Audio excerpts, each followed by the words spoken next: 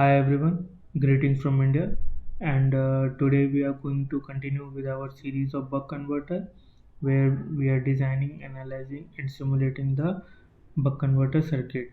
So, if you remember from our last video, this is the circuit that we have drawn in our design change 3, and our target, as the title suggests, is to step down 60 volt supply from DC input to 12 volt DC output, right?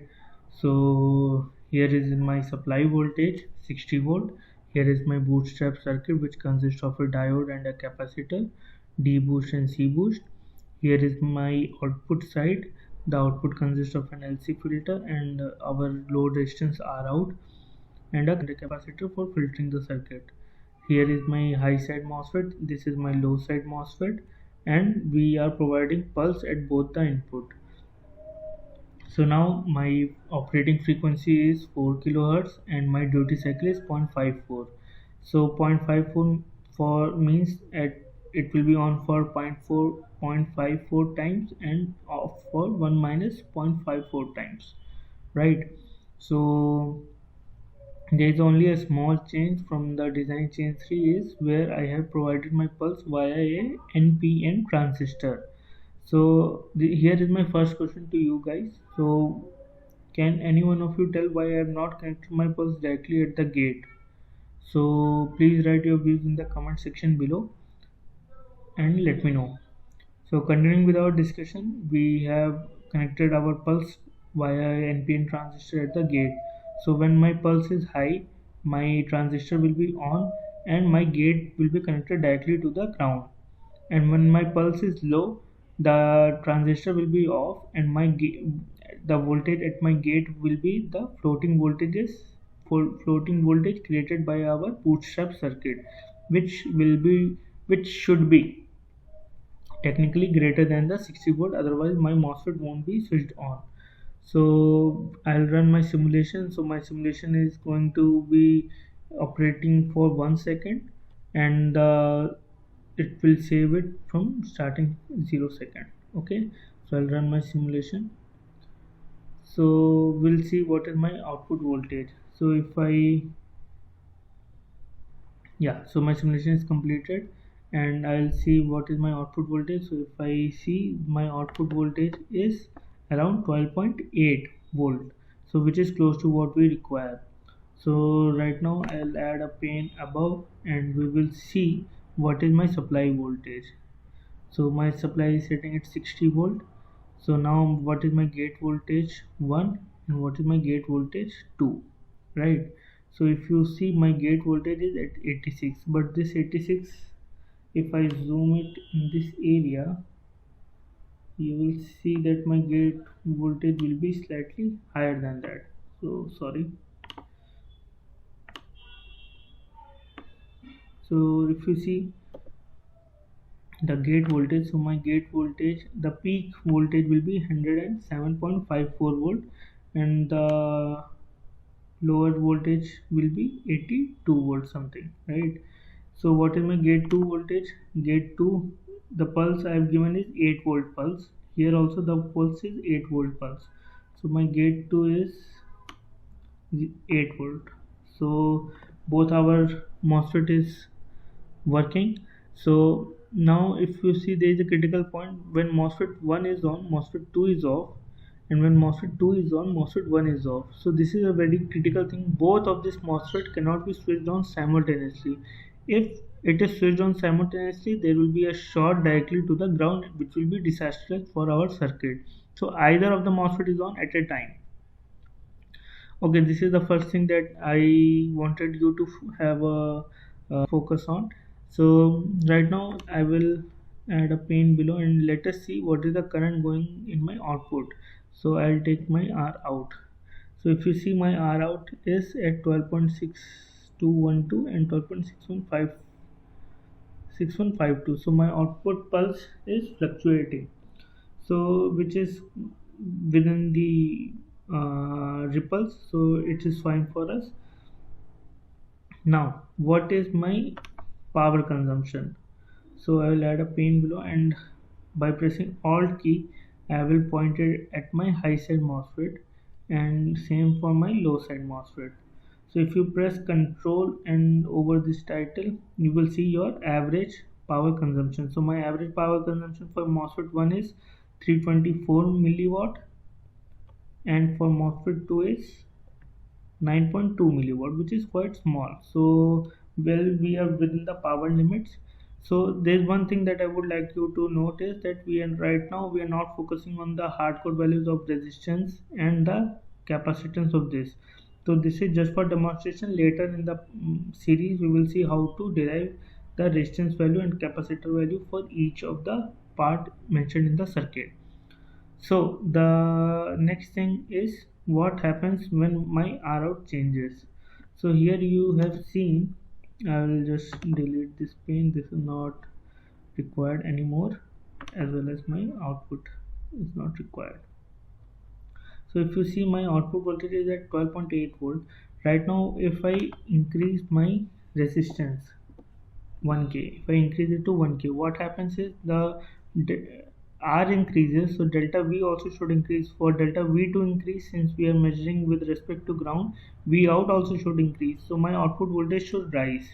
So let me rerun my simulation,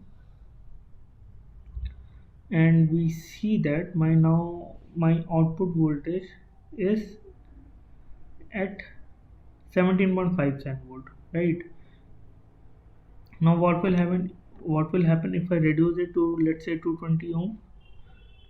So now my resistance is decreased, so does my V out. So it should be lower than the 12 volt. I'll rerun my simulation, and you see my output voltage is now at 7.4 volt. So here comes, so now whenever my output resistance is changing for whatever reason, let's say there is a change in temperature or there is extra load on the line, so my V out is also changing, right? So both of my R out is directly connected to my V out. So we need to find a way to control my output voltage, right? We want it to be constant at 12 volt. We don't want it to be fluctuating based upon our load change at the output. So what we do is, whatever happen either on the input side in the circuit or on the output load side, we don't want it to be changed. So for that, what has to be done is, we require a closed loop feedback system. Okay, so what is closed loop feedback, right?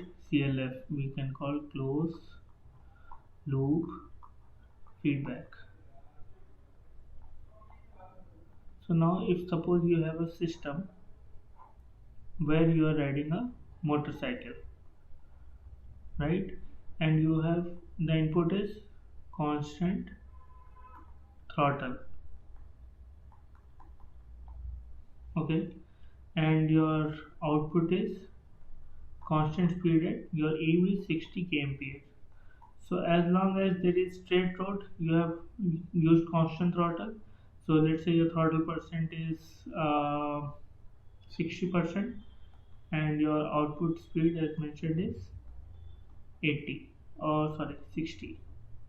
Output speed is 60. Okay, so this will hold true as long as there is no change in the road condition. Now if you face uphill or downhill, what happens is your load has been changed. Load is increased here and load is decreased here.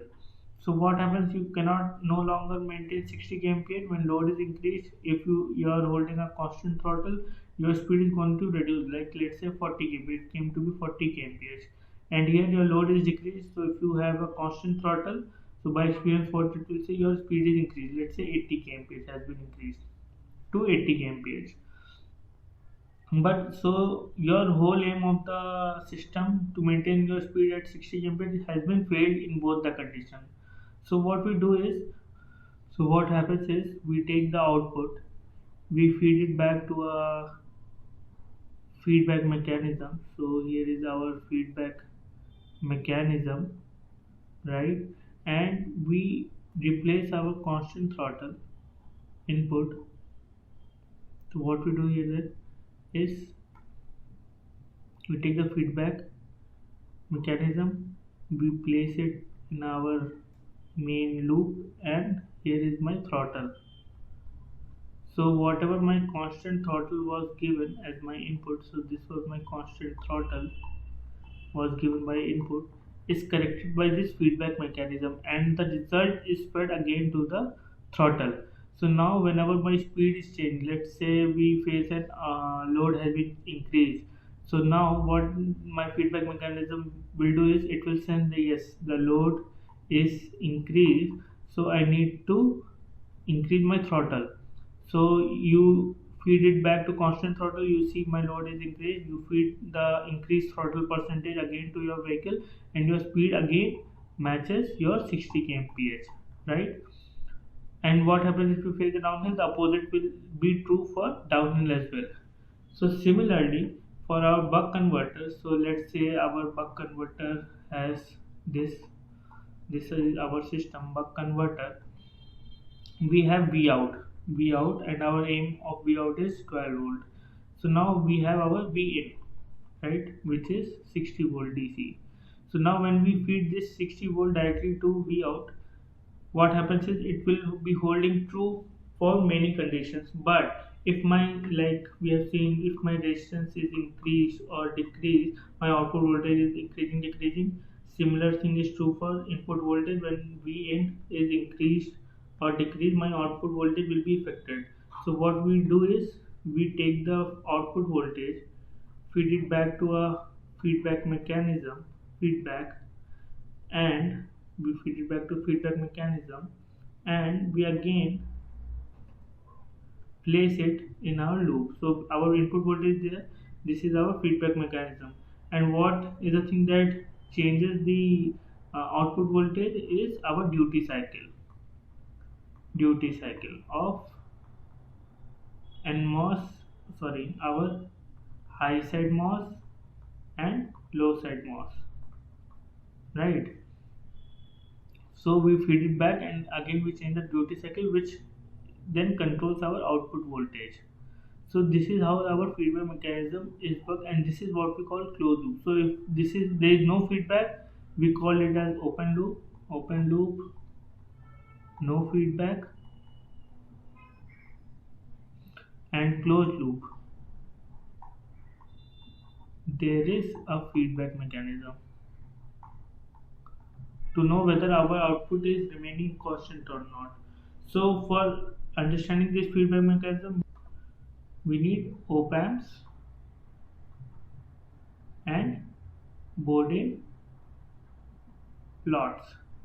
So this is what we are going to discuss in our next video in this series, both op amps and Bode plot, and then we will close our discussion by adding a feedback mechanism to our buck converter.